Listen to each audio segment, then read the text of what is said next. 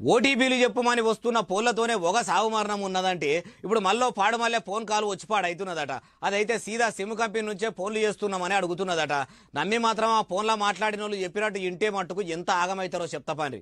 మీరు మాత్రం ఈ వీడియో చూసి ఇడిచిపెట్టకుండా మీ చుట్టాలు పక్కాలకు మాత్రం పంపుడు మరవకుండ్రి. ఎందుకంటే అయినోళ్ళకి అందరికి ఎంత జల్దిగా చేరితే అంత మంచిది. అదే కంపెనీ ఆఫీసు నుంచి ఫోన్ చేస్తున్నాం, మా సేవలు ఎట్లున్నాయి, మా సిమ్ము ఎట్లా పని చేస్తుందని మాటల్లో పెడతారట. మెల్లగా *401# అని డయల్ చేయమంటారట.